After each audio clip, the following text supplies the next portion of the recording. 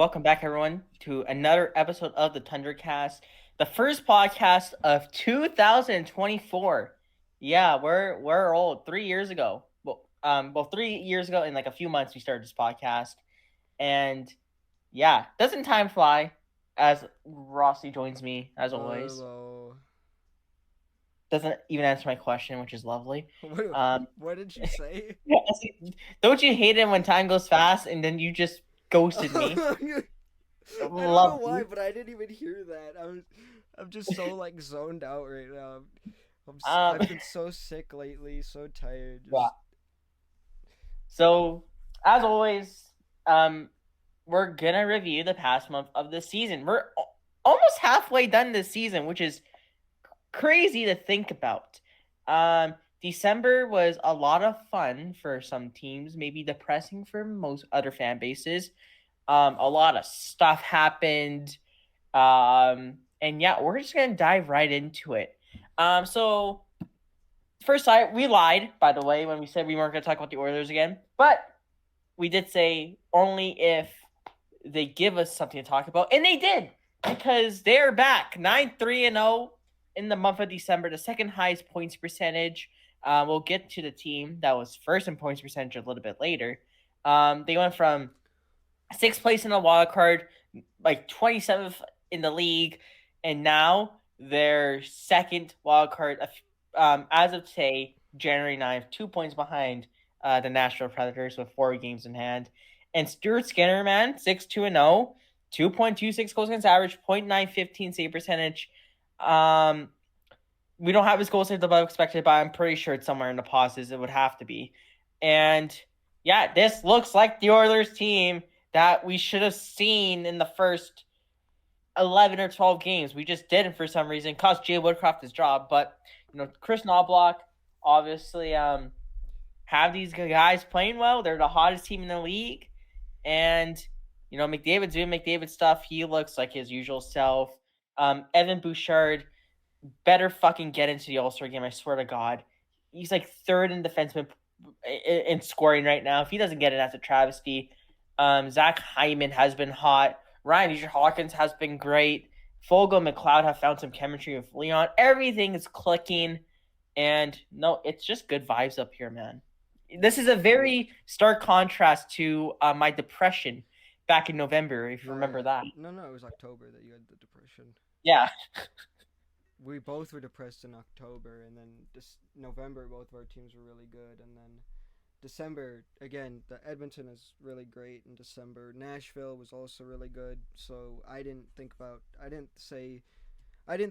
it would be relevant to talk about Nashville because they've just stayed very good. I mean, Saros has definitely had some issues lately, which he needs to work through Yeah. because that's going on. Nashville's having issues right now staying healthy with certain players, but I don't really want to talk about Nashville because I don't think it's relevant to talk about them at least this month because they just stayed being hot like they were last month. But man, this Edmonton team has turned around so fast. They look so good now. It's crazy. All they need is just replace Cody Ceci, please. Get a tandem goaler for Skinner and get a like an elite 3C. I wrote an article a few days ago. They tell them to get Adam Henrique. If you can fill those 3 holes, I mean I don't see how they aren't the Cup favorites at that point. But there's still 3 months until the playoffs. Maybe it's a bit too early to jump the gun, but no, they look good. I am happy, even though today's game was something to say the least.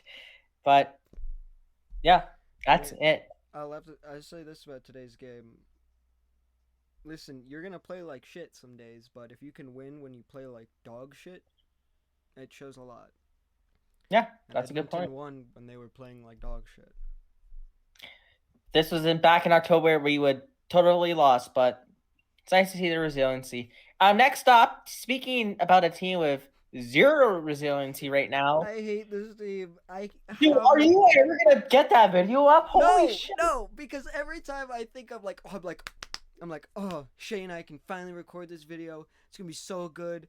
Because literally, I'm not even joking. It's gonna be like one of those urinated tree videos where it's like an hour long or something. But no, every fucking time I think I'm close to it. I think I'm close. They just go, oh no, go away. Like, seriously. At first, it was like, I was like, hey, I'm gonna finally release this video, record it with you, the second they make the playoffs, because I thought they were gonna make the playoffs last year. Then that didn't happen, and then I said it again this year. And I did they're too. so ass. I don't know why I believe in this team every single time. Every single time I I don't know believe why in either. this team. And this is something that Nick and I were talking about, but not about Ottawa, about Buffalo. That's another team. I'm sick. I'm sick of you guys. Oh yeah, Buffalo has just been terrible. I'm sick of you guys. Stop it. Can we just say how Mickey Mouse the Atlantic Division is? Is that fair to say the Atlantic might be the worst division in hockey? Yeah, people want to say it's the Central or something, but no, it's the Atlantic. The Atlantic Division is so trash. Dude, people come out and say the Pacific's the worst, which I don't think it is. Like if you look how Vegas just won the cup. LA's a strong team. I mean they're falling a little bit, but Vegas is a strong team. LA's a strong team. Fucking Vancouver's great. Edmonton's back. Seattle for some reason keeps on fucking winning. And Anaheim, we'll get to the Anaheim thing in a sec. But you just look at the core of that team, they're going to be good in a few years. So I don't really get when people say the Pacific sucks. The Atlantic, you have the old ass Bruins for some reason are still winning games. Florida's a good team. Toronto can't win in the fucking playoffs. Tampa's old and they're shit. Okay, I'm sorry, they're not a good team anymore. They have the only reason why they're so high up in the standings right now is because they have fucking 4 players, and that's it. Detroit's mid, Montreal's ass, Buffalo's never gonna be good. I'm sorry. I want to cheer for Buffalo so much, and I was really they would make the playoffs this year, but they're just complete dogs. They're just complete dog shit. And Ottawa's more dog shit. He's so mad that this mic peaked out for a second. Dude, but that's the same thing with like the Central. Like if you look at the Central right now, you have Winnipeg, who's on fire. You have Colorado, which they're always good lately for some reason. You have Dallas, who don't die mainly because of Joe Pavelski. You have Nashville, who no matter what they do, they cannot do anything but be like right there on the top 3 teams' ass every season. You have St. Louis, who's ass right now. You have Arizona, who's coming up a lot and pretty good. You have Minnesota, who's finding their footing, and then you have Chicago, who's blatantly dog shit, but will be good soon. Hopefully not. Yeah, hopefully not. But I just don't get it, man. With these Sens, like it's on paper. It's not that bad of a team. Like you look at the defense, you got Artem Zub, you got Jacob Chikrin, you got Thomas Chabot, you got Jake Sanderson, and that defense is really good. You look at the forwards, Tim Stützle, you got Claude Giroux, you got Brady Tkachuk, Josh Norris, Drake Bafferson, Shane Pinto will be back soon. I'm definitely forgetting someone off the top of my head. I don't know who. It'll come to me. Ridley Gregg. You have Ridley Gregg. You got Dominic Kubalik. You got Tarasenko. I just listed a good top 9 there.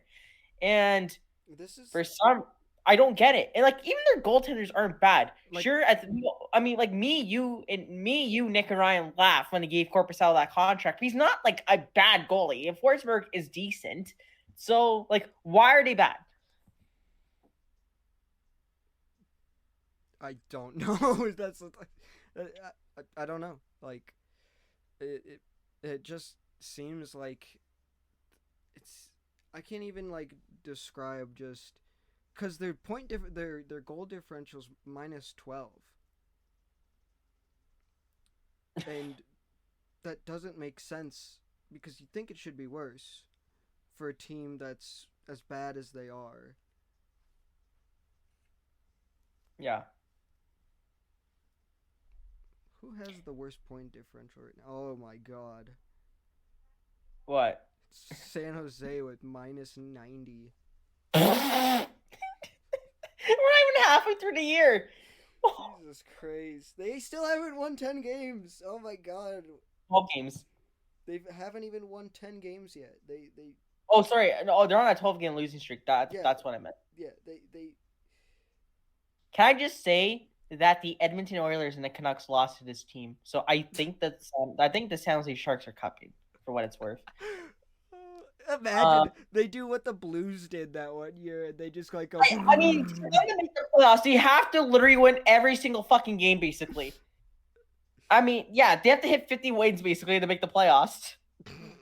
41-0 run starts. Imagine. They're locking it in. They're locking it in for the last half of the season. Like, do you think? You remember when the Sabres 3 years ago, which is crazy to think about, 3 years ago went on that like 19-game losing streak or whatever? Does San Jose exceed that mark? Could they exceed that mark? I don't know, honestly, because as you said, like two really good teams have lost to San Jose. Yeah, and like the league, I hate saying this because everyone says it, but the league has so much parity. Hockey's the most unpredictable sport. You can get a lucky ass bounce and win a game off that, right? Yeah, I mean, yeah. Hold on. But dude, like they're only 6 games away from tying that record. I know we're kind of getting off the Ottawa shit now and talking about a different team, which we didn't really plan it. Technically, that's a tied record. Yeah, so like they're 7 away from breaking it, which. I mean, you look at their upcoming games, right? They have the Canadians next. Then they got the Senators. Oh boy, if the Sens lose that game, that's gonna be a game for the ages. Then they have the Sabres. Then they have the Blackhawks. When do we? Okay, I mean the Sharks' schedule actually gets a bit easy here. When the fuck does Nashville play them next? February 24th. Mark it on your calendars, boys. If Shay's favorite team has to lose to the site. It's not that bad to end the season. You got a lot of pretty chill teams here. They're gonna end with like 12 wins. That'd be funny.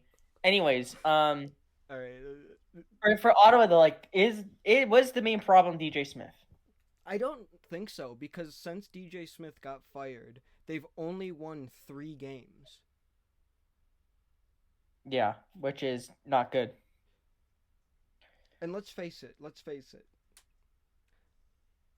I'm sorry to say this, but a player like Matthew Tkachuk cannot be your captain, your highest paid player. I just said Tkachuk, I think. You said Matt. I thought you said Matthew for a sec. Well, you know what I mean. A player like Tkachuk can't be your highest paid player, your captain, because he's in the penalty box too much. Holy fuck, dude. He's already at 88 penalty minutes. Exactly. You need somebody who's never in the penalty box, basically, to be your captain. To be. It's true, man. He was the captain of the Flyers for a few years there. Give it to Tarasenko. You know? I mean, like, you're obviously not going to strip Brady of the sea because that would go over very poorly.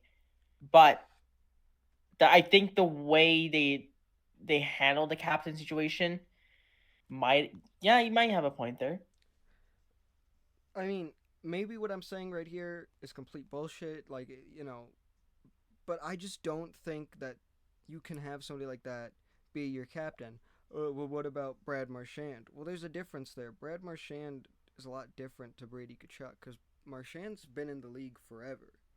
You know, the refs know what he's all about and everything. The same can't be said with Brady Tkachuk. And especially for such a young team, you need somebody who's a veteran to be that captain and to be the leader. And you can't have your captain be in the box because what are you know? Yeah. I know what you mean. Your captain shouldn't be spending most of his time sitting in the penalty box. He should be the one staying on the bench, rallying up the troops. He should be the one that's going to the referee, you know, and you can't do that in the penalty box because they're not in the ice or you're not on the bench. I know what you mean there. Yeah, and like for instance, just to tell like the Nashville Predators, their captain is obviously Roman Josi, and this year he's only got 25 penalty minutes, and he had his first fight again in that game against Detroit, and it was his first fight in like 3 or 4 years. Yeah. So I think maybe that's an issue. Like you just need to have somebody more mature be that, and you can't hope that your best player is your best player, but that best player is in the penalty box for 88 minutes. That's 88 minutes without Brady Tkachuk. Yeah, that's a good point. I think that's enough rambling on about Ottawa. I think Sens fans please stop. They haven't got your rant on the Rangers was way worse. When was that? The season predictions? Yeah, the season predictions. You're like, they're gonna be so ass. This year's I'm kind of right. No, haven't they been ass so far? Recently? Their division. No, recently. They're 5-4-1 in their past 10. They still got no depth scoring. They only score on the power play, and I see what you mean because I look at. Yeah, and I said that too. I was like, they can't score 5v5. Guess what? Okay, here's their point. I know we're getting very off topic. Here's your top 8 point scorers, right? 57, good. 40, 39, 35, then 25, 25, 20, 16. It drops off immensely. This team is shit. And Shesterkin has a .904. That's enough said. This team sucks. They're a first round exit still. Anyways, let's go on to the actual good Metro team here in Carolina. A lot of fans were concerned about the Canes entering December because they've been so bad. And then in the first game, they got their ass whooped by Edmonton. I was at that game. They lost 6-1. And then Rob Brind'Amour was very mad, very, very pissed off. And then since then, I know that record doesn't show there, but it's kind of continued on here into January. They've been good. Peter Kochetkov has finally given them reliable goaltending. Andrei Svechnikov finally healthy, 12 points in 9 games. Their defense finally looks solid. And it looks like the Carolina team that we expected to see at the start of the year, kind of like how Edmonton started off slow. Yeah, let's be honest. The only thing that Carolina needed was goaltending. They got it. They started winning. I don't think there's much to talk about with this team, to be honest. And I know what some people may say. Oh, you just don't like the Canes. No, obviously I don't like the Canes, but still, there's not much to talk about. All you needed was goaltending. You didn't have goaltending. You sucked horribly. And then you got goaltending, and now you're good. What a shocker. Dude, there's one game where Antti Raanta let in 8 goals on 15 shots. Yes, and then I'm going to talk about this game. I was listening to this game at work, losing my mind. It was the Predators-Hurricanes game, where it finished 6-5 in OT, right? And yeah. And so this is the scoring summary. 5 minutes 18 seconds into the game, Parssinen makes it 1-0.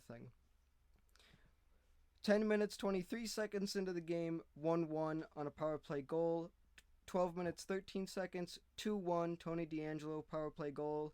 Second period, 3 minutes 47 seconds in, Josi makes it 2-2. 4 minutes 50 seconds into the second, 3-2 Carolina.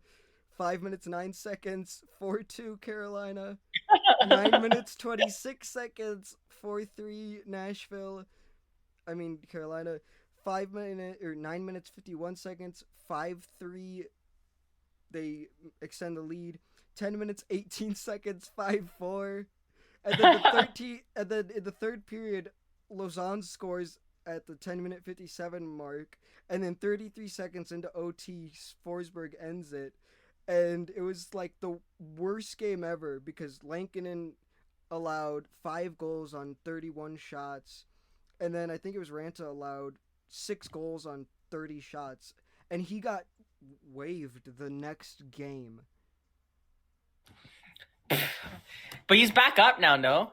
I think he got back up. Oh, man. You know what? How much do you want to bet that either Carolina or New Jersey are going to get John Gibson at the deadline? One of them has to, because Dostal's been pretty good for Anaheim, so that just makes it even easier for them to trade Gibson. And again, Carolina, New Jersey, you need a fucking goalie. If it costs you a first round pick at this point, it doesn't matter. You need a goalie. Yeah. Next team has 2 good goalies so far. And man, the Torts effect. They bought in. This team is bought in, man. I thought they're gonna be terrible. You just look at that roster, but Poor Morgan Travis Frost. Konechny, Travis Konechny, holy fruck, holy fruck. I don't know what I just said there. Holy frick! I sound like Mark Scheifele. I don't know how this team is good. I mean, I know I just said John Tortorella, but still, like, it's shocking. I expected them to fall off by now, but they keep on winning. I mean, you look at Carter Hart, obviously, who I still wouldn't trade for because of the looming, well, when that story comes out, when it needs to come out at some point. We can't keep waiting for it.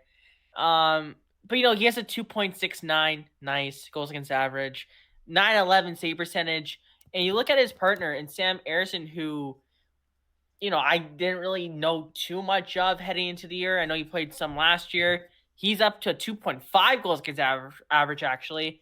His save percentage is at a 904. And if you want to look at, at the advanced stats, money puck, goal saved above expected for Hart 3.3. For Sam Ersson, it's 2.3. So they're getting goaltending. Konechny's showing up, and they're getting the wins.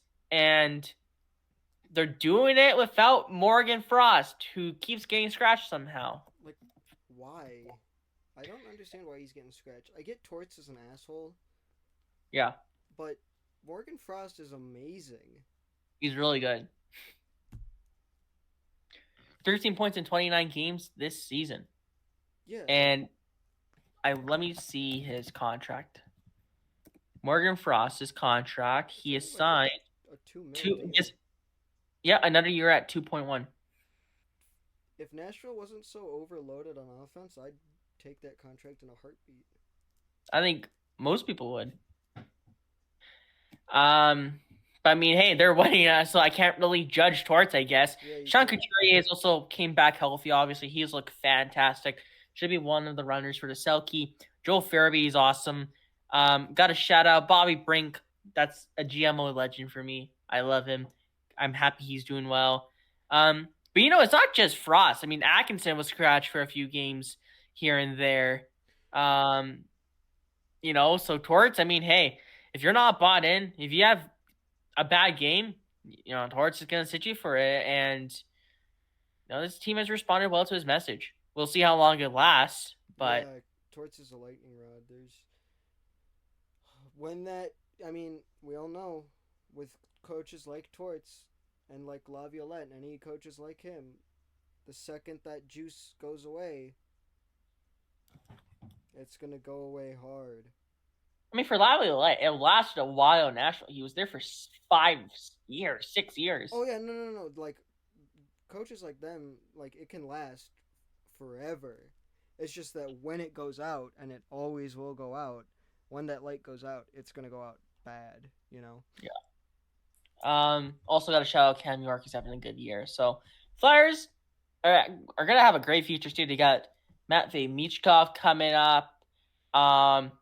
Used to have Cutter Gauthier. I was going to say they have Cutter Gauthier cutting up. Yeah, we'll get to him in a sec, too. Yeah, we'll talk about him in a second.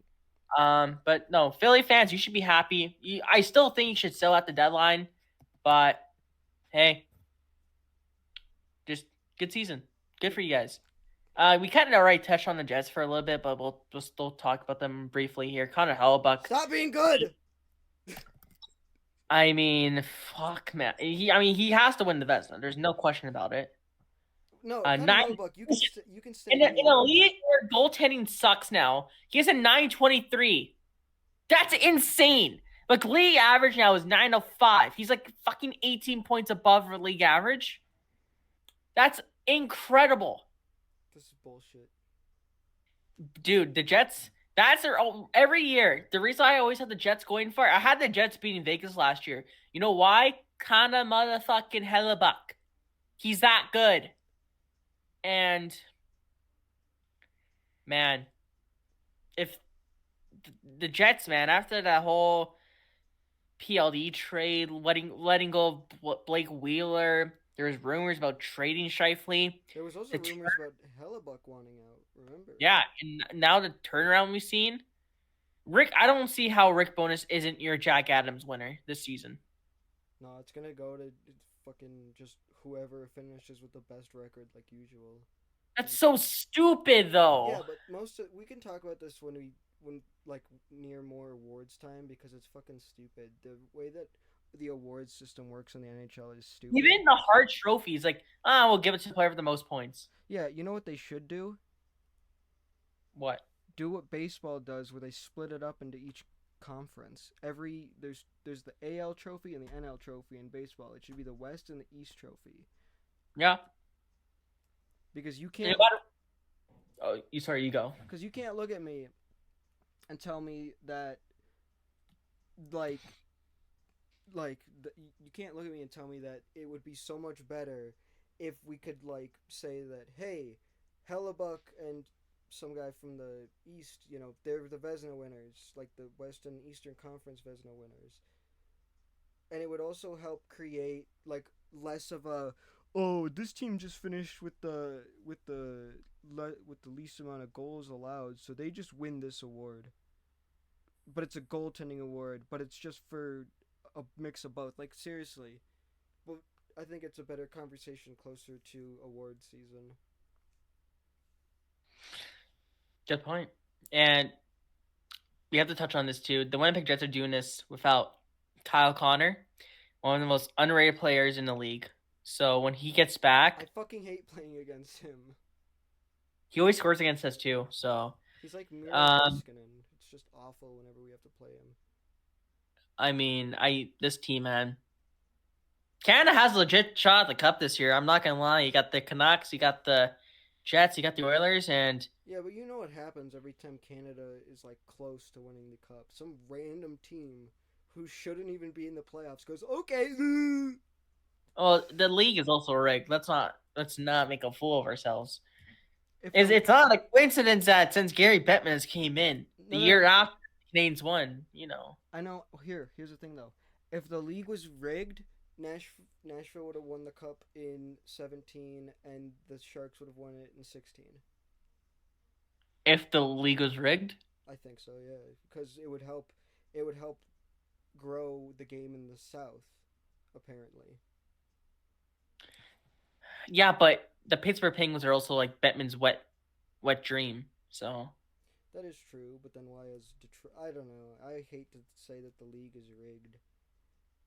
I just say it because I'm a coping Oiler fan. So I should say it because there's been so many times where what can we get? You're gonna mention Game 6 like you always do.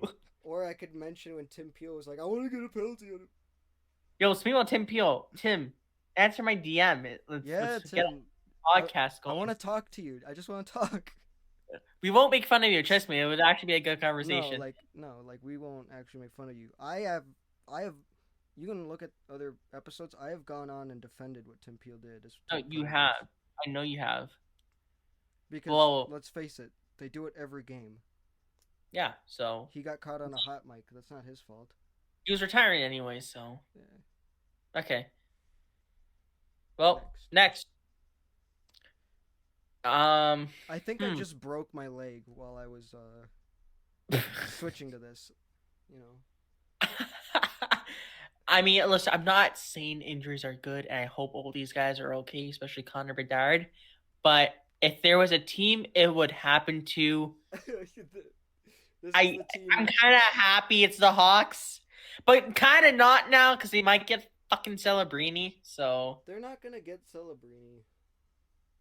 Imagine if Celebrini goes to the Hawks, dying. Imagine though if the Sharks tank like they do again, and then some random. And he fall to P3. There would be a. You know what? Here's the thing though: as the Hawks do win Celebrini, that means they can't get Michael Misa or Gavin McKenna. That's true. So there's that. Actually, no. I think even if they get the second overall pick, if they win the lottery for the second overall pick, that they also can't get those two because that's still technically a part of the rules of winning a draft lottery. So I think it depends on. No, I hope they get second overall pick. I kind of hope they get the second overall pick. Then I'll say that. But I hope that they get the second overall pick and then draft somebody who plays 2 games in the NHL. There we go. some okay, but Joe Schmo goes to the Hawks. Joe Schmo.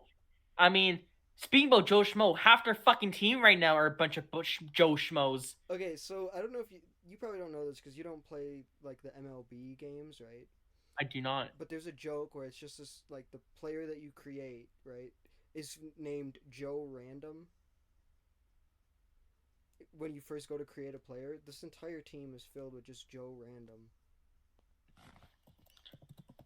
Are you Joe Googling Random? it? Are you Googling it? No.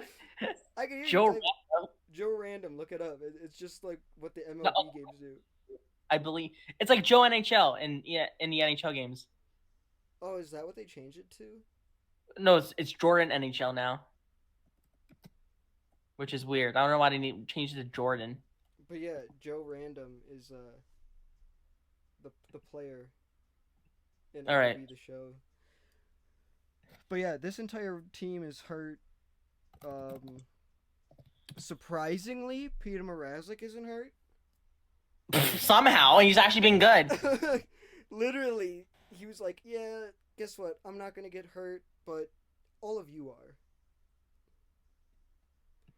You know, when I was talking to my sister about when Bedard got hurt, I said that I likened it to when McDavid got hurt in his rookie year. Well, the McDavid one was dirty. Manning literally said on the ice, "Oh, that was fucking intentional." What Brendan Smith did wasn't intentional. Bedard was just. I'm not saying like it was intentional or anything. I'm not meaning it like that. I just mean it just sucks. Yeah, well, it's bad for the game. We'll say that for sure. It's bad for Bedard. You know, you don't want to get injured that young early into your career, and also, you know, he's probably gonna miss the All-Star game, even though that's not, I guess, really a big deal. Also, what happened to Manning after that? Oh, he like disappeared. Did the NHL have him killed? Well, he said he was on the Oilers farm team, and he said a racist slur to an opponent. That's great. And then I think he's in Sweden. I think he's overseas now. I mean, maybe he's retired. I don't know. He's not good at hockey. I don't know why anyone. I still remember that day when I saw that he got signed to the Oilers, and I was like, "Wait a minute, y'all just traded for the guy who tried to murder McDavid." That's smart. Peter Shirley. That was his last trade as Oilers GM, by the way. That is goated. It's not goated. It's pain. Goated. That same day, we freaking traded like Chris Weidman and a third-round pick for Alex Petrovic, who played like fucking 2 games for us. Okay. I've seen shit, man. I've seen shit. Yeah, but at least you got. I mean, I got what? You have like the most famous first-round picks lately. Yeah. I haven't won shit yet. Hopefully that changes this year. I know. Same for us. Anyways, Chicago dead. We haven't even talked about the players that are injured yet. Like, they're missing their top pair of defensemen. They're pissed. Yeah, but that defenseman sucks. And they're missing a second line winger. They're missing a third line center. They're missing. Okay, FNCU just sucks. All right, they're missing a decent third line player. They're missing one of their key locker room guys, Nick Foligno. Yeah. Like, I feel out of everyone besides Bedard and maybe Jones, I know you don't agree, Foligno might be the one that hurts the most. I think that even I'm going to say this and people can agree with me. I think even with Bedard being on this list also, I think the one that hurts the most is Nick Foligno because he is that locker room guy. Yeah. So, anyways, Chicago, fuck you. To wrap up the last 2 slides here. You got a Predators fan and an Oilers fan talking about the Blackhawks. There's not much sympathy going around. No, I mean, if Jake was here, I think Jake would join on in the joke, let's be honest. Yeah. Wherever the fuck he is. Yeah, he's gone missing. Anyways, next. Yeah. We'll talk about some players that were hot. I didn't want to bring in players that were cold. I really didn't find any. I mean, we're gonna have the the most what's it called? The surprising disappointing players podcast out soon, like in a few weeks maybe. Yeah, So it's definitely something we should do soon. But yeah, here's some players that were good. Roman Yossi finally is putting up points. 13 points in 15 games. Cal Graham, where the fuck did this come from? I know, right? 17 points, 14 He games. leaves Pittsburgh and dude, he's on pace for 60 points. Let's go, Greenland. He leaves Pittsburgh and becomes good. Dude, I was looking through players in December, right? And I was like, all right, I gotta find somebody who if I put it on, Shay's gonna think I'm lying. I'm lying. I saw Granlund. It was like one of the first names that showed up because he had so many points, and I went, yep. Oh man. Joey Decord has been nuts lately. 9-5-2, 1.80 goals against average, and a 939 save percentage. And none of this is reflected on that record or those stats, but he had the first shutout in Winter Classic history.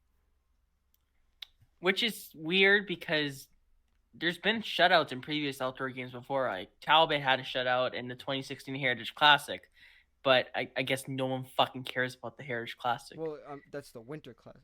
We're talking about the Winter Classic. Same thing. It's still an outdoor game. No.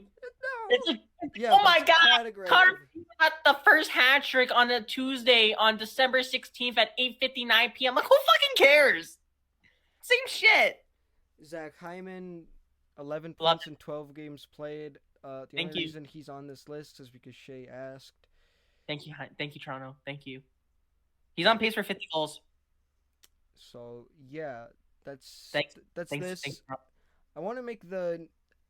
I kind of had to make this. I had to cut out the, players who weren't that good in December, and I had to restrict this list because we had so many teams to talk about. So next month it'll hopefully be a bit different. We can talk about more players maybe. Next month would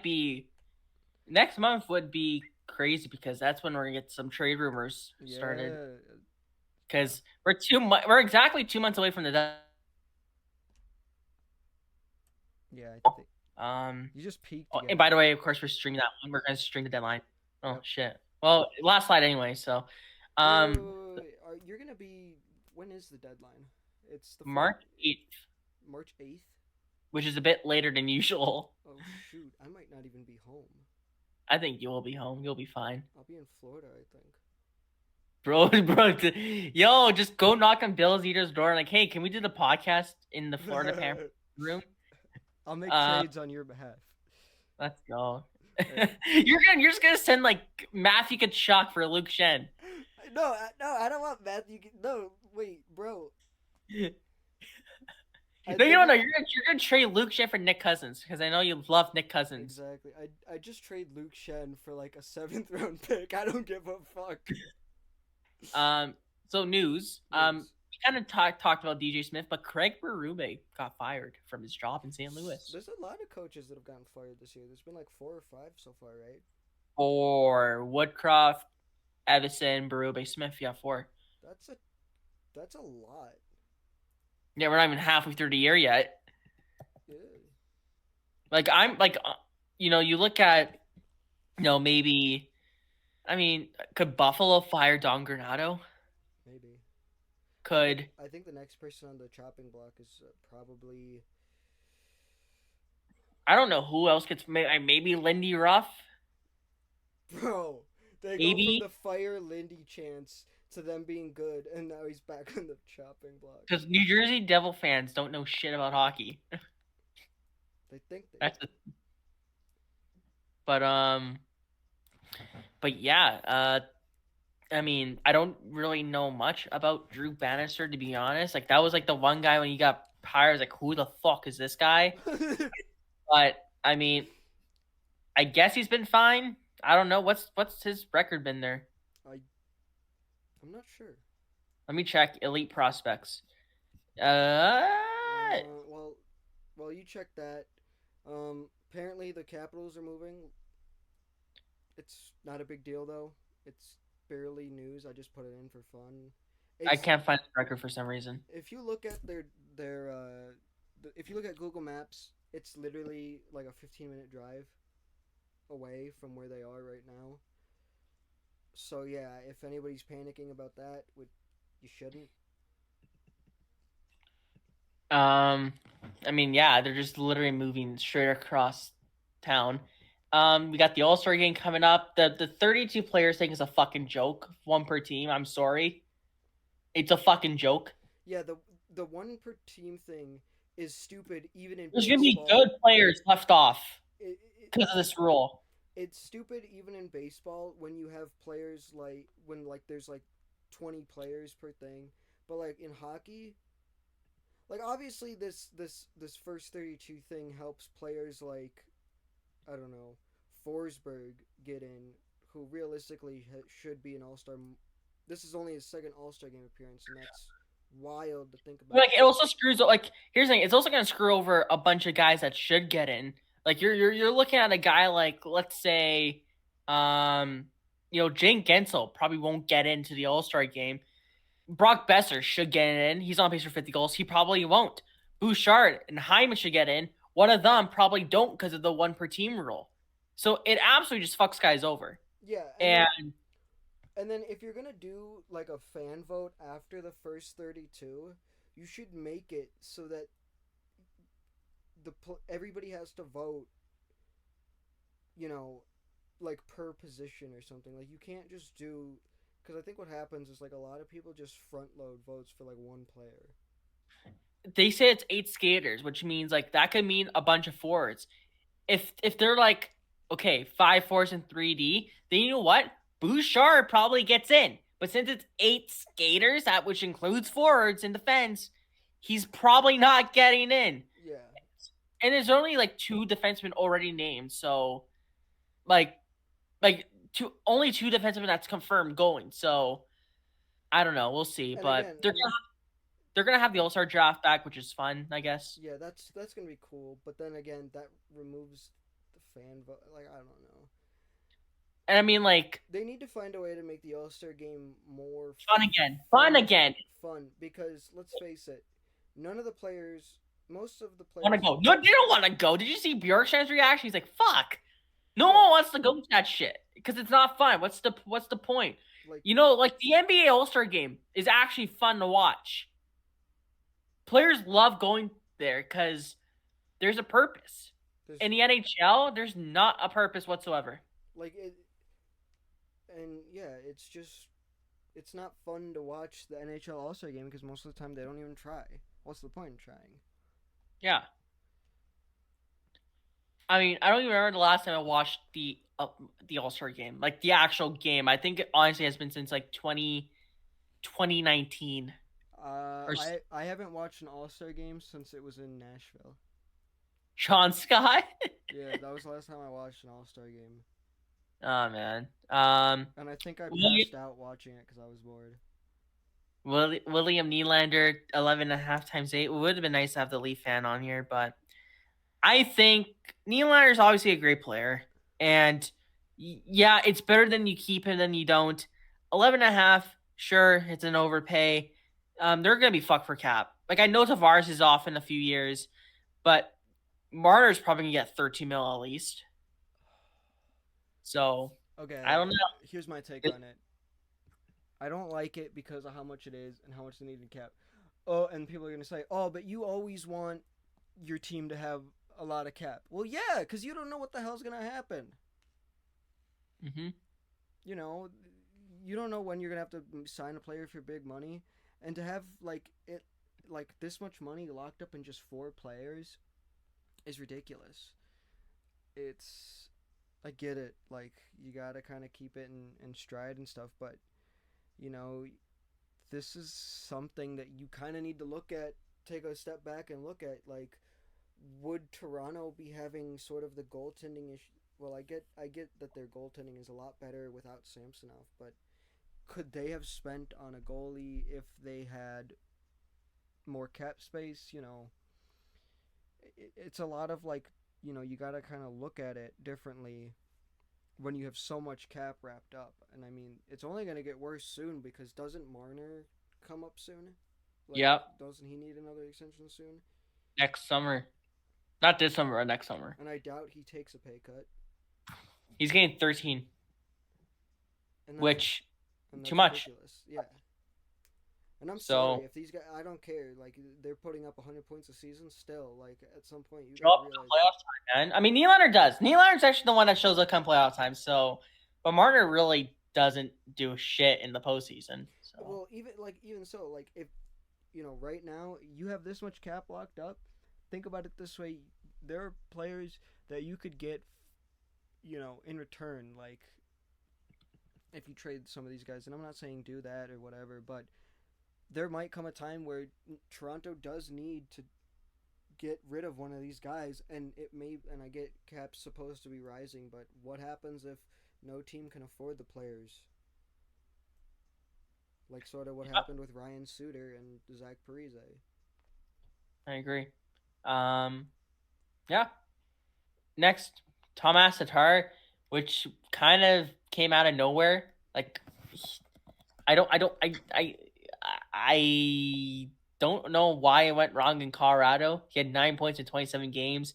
With the Kraken, he has 5 points in 8 games, so he's rebounded already. Literally, I can. This is what I can recall from that trade, right?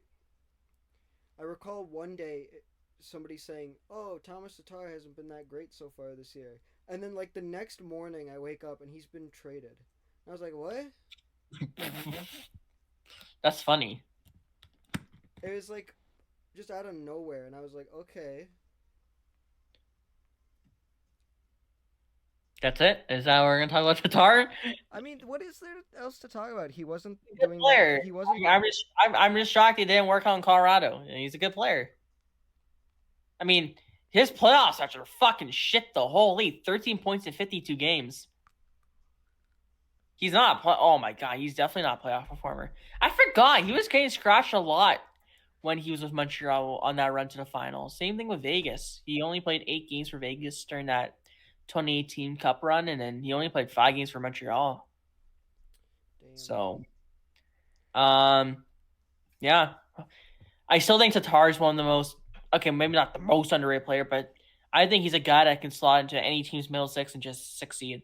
He's like Cal Yarnbro. Yeah, I compared him to somebody who coincidentally I didn't think was going to be. I actually wanted Tatar over him.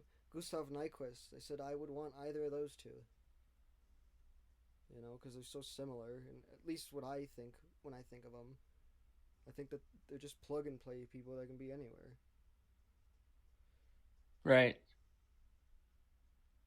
All right. Next up, the big one. Oh, you can talk about Cutter Gauthier because I know you have a lot to say. Well, first of all, the trade itself. It was Gauthier for Drysdale. Had Drysdale signed yet, or was he still an RFA? No, he's been playing. Oh, okay. So it's Drysdale and Gauthier swapped, and then did Anaheim throw in a second? Yep. I think I was sleepy when this trade happened. I never fucking sleep in the afternoons, but I was so tired because yesterday was the first day of my new semester. I was tired. So I was like, I'll take a bit of a nap. For 1 hour, just 1 hour. I went to sleep at 5 p.m. Mountain. I woke up at 6. I missed fucking everything. He got traded at 5:15. If I was just up for 15 more minutes, I would have been able to see the fucking shock in everyone's faces. But I was at work when it happened. I never work Mondays. And I picked up somebody's shift, and I was only supposed to be at work for 4 hours. And I remember going onto my phone to look, because it was like nothing for me to do. It was one of the 2 days, but there was nothing for me to do, so I was just texting. And you guys were, yeah. And I just remember seeing the Gauthier trade, and I was like, huh? What? I mean, it shocked everyone because, like, first, I'll say this. Nick and Ryan aren't high on Gauthier at all. I remember I wasn't on the mock draft video because my wisdom team taken up. I remember you three were. And I remember that you three just hated him. I think Ryan had him in the 20s. And then when he got selected to 5th to Philly, I watched the draft reaction the other day. You were laughing the most for some reason. Who was picked? And then, like, he had a good World Junior, I guess, but I'm gonna Man, while you're talking. I Okay, so while you talk for a bit, I'm gonna actually go through and see what I had to say. okay. And like, Jamie Drysdale has faced a lot of injuries in his career, and I get that, the Ducks have guys like Lunau, they have Zellweger, they have obviously Pavel Newcott, they got Noah Warren, they got Jackson Lacombe on the back end. They got a lot of young D, so that kind of allowed them to move a guy like Jamie Drysdale. This guy, when he was in junior, he was supposed to be, touted as an elite puck moving first pair defenseman that's going to win the Norris. And he still has that potential. He's only, 21, 22 years old. He's going to get so much time on the power play and on the first pair of Cam York on Philly. I'm really high on Jimmy Drysdale still. I think he's going to be great for the Philadelphia Flyers. I can't wait to see what he does. All right, what do you have to say about Gauthier? Yeah, I mean, I don't. I think I was pretty low on him, mainly just because I didn't see. I don't remember, but I didn't see much of him. I don't think, right? Yeah. If I remember correctly, and obviously he had a very good World Juniors this year. I won't say it was like a Zegras' World Juniors. No, Seekers won World Juniors like in 2021. That was 3 years ago still, by the way. That's crazy. Let's get on a topic of time moving fast. But no, yeah, speaking of Zegras, did you see what Zegras said? Yeah, that was like. I was like, I I don't. was like, all right, no. I was like, that's too far now. They pee together? Like, what is that even supposed to mean? Like, do they like stand next to each like? Do they both go to like the same urinal and like just like piss together in it? Or does Oh, he that's mean like disgusting. they just kind of Like, show? oh. Like, what is wrong with like? And like when you say like we slept together, like I know you guys didn't actually like sleep in the same bed. They Like I know what they mean by that, but like just the way it was worded. You're not saying it right. You just stop. Like, come on. Like, please, just chill out. And now like all those like puck, is it derogatory to say puck bunnies or no? I don't Because know. now they're upset over social media, like, oh my god, Trevor's best friend's gone. Ah! Like, I don't know at all. So I think Zegras actually got hurt in today's game versus Nashville. he did. He left. He left the game, and he's not coming back. Which is like he's already He's going to Philadelphia. to Philly. He's going to Philly to piss in a toilet seat with Jamie Drysdale. They're gonna hold hands. They're dumb buddies. Dude. I mean, don't you remember a few years ago what Torts said on ESPN about fucking Zegras? He's like, because like they show Torts the Michigan pass, and Torts is like, that's nice, but I'm benching him next shift. So I don't know if Zegras was ever fucking coached by Torts. I would love to see what would happen. Zegras would go to Philly and then he'd just get benched for the rest of his career. But anyways, there's been so much stuff that's come up about Gauthier and like why he didn't want to play for Philly. There was like There's something so about rumors. the Sean Avery podcast, him shit talking Torts, him saying that his favorite team growing up was the Penguins, which I don't see how that matters. I'm sorry. If I'm if I'm growing up as a Predators fan, which I did and I am one, and then I get drafted by the fucking Stars Blues or something, it's like, okay, I'll just play here for a little bit to hit free agency, and then go play in Nashville for $1 million.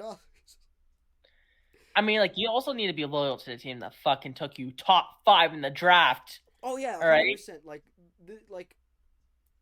I think no matter what, I think you should be loyal to the team that drafted you. Yeah, give them a chance. They're the ones that are putting in all these resources to develop you as a player. They obviously took you because they like you. You're a 18, 19, 20-year-old kid. Like, no, you don't get that right. All right? Don't be a whiny ass baby like what Lindros did. Which is kind of ironic because Lindros wanted to go to Philly. Like, no, you don't get that privilege. So grow up, play in fucking Philly, and you know what? If you're 26, 27 years old and you're a free agent and you want to leave, then yeah, leave. But not when you're 20 years old. Just be a man. And if you want to, and if you do want to, you know what? I'll say this: if you want to get out of Philly because you don't like Trotz, because you don't like, let's face it, Philly. If you're not Philly, face it, you guys can be fucking shitholes of fans. All right, this is the same fan base that pelted Santa with snowballs. So let's just say this: Philly can be a shitty place to play. But The hey, I mean, dude, if here's the thing. Here's one thing that Philly fans love. They don't care if you're the most skilled guy. If you just go out there, do your fucking job, and play with passion, they're gonna love you. Oh yeah, no. Philly can be a great place to play, but it can also be a bad place. So I can understand Yeah. him potentially not wanting to play there, especially under Torts. I don't mind him asking for a trade. Okay? What I mind is how he's handled this Yeah. after everything. The and how and you know what? Philly, the Flyers, they've also handled it like absolute trash. For Torts, for Briere, for Scott Hartnell, all that to put him on blast like that, yeah, I get it. But still, there's a way to handle things. Because, let's be honest, yes, it's a game, but this game is still a business, and it needs to be handled like a business. Yeah, I agree. So both Gauthier and the Flyers handle this business like shit. I don't think there was much Danny could do though, because if if he waited longer, the return he would get on Gauthier though would be nothing. No, I mean And, like like, how else were they supposed to come out like after that trade? When that happened, I was like, "What the fuck? You're trading one of your top two prospects for like what's going on?" They had to say something, and no, like I don't mind like when Briere came out and said this is what we did, this is what we had to do. It was yeah, all the extra stuff that got added onto it. None of that needed to happen. yeah, that's true. All right. Any closing thoughts before we wrap up this podcast?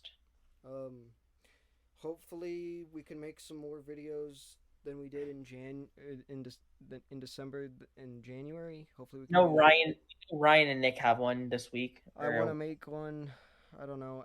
I've just been so busy with work and I've been stuff. busy too, man. I got a new fucking school semester, Yeah, man. I got it's bad when the two people who record the most aren't around, would be nice if Jake could record. or literally anybody else.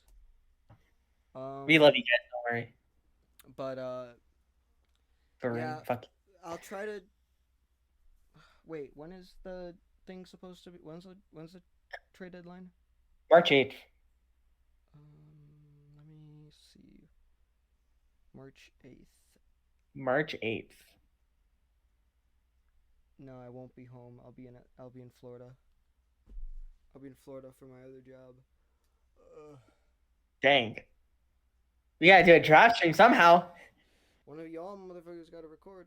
I'm gonna be at school. I mean, unless I just skip that day, but I don't know. We'll plan it out. We'll plan ahead. We'll figure it out. I might be able to join at some point. But yeah. Well, we'll see what happens. We have 3 months left this season. Um, I'm excited to see what happens. It should be interesting, and hopefully we get more trades soon. More shocking trades, I hope, Yeah. because it's good when one more thing about Gauthier. I mean, it's not really about Gauthier, but it's more as a whole. Like the NHL needs more of that, in my opinion. Like I know people hate it, and like we just bash the kid. But like we need personality. We need storylines in this league, and now everyone's excited to watch when Anaheim goes to Philly next season. That's gonna be one of the best games to watch next year already. So, it's sometimes stuff like this is good for the league. I swear to God, if they do like a whole thing about Zegras and Drysdale reuniting against each other, They will, 100%. I'm gonna jump off my roof. Just like you did for the Oh draft. yeah, when I jumped out of my window for the draft. I still don't think you did that. I didn't hear anything. No, you know why? You know how I can prove I did that? Do you have a mark? There's a giant hole in the ground where I landed because I landed directly on my elbow and just created a massive indent. because the ground was like wet. So there's just a big like dent. Jesus Christ, dude. Anyways, yeah. Thanks for watching.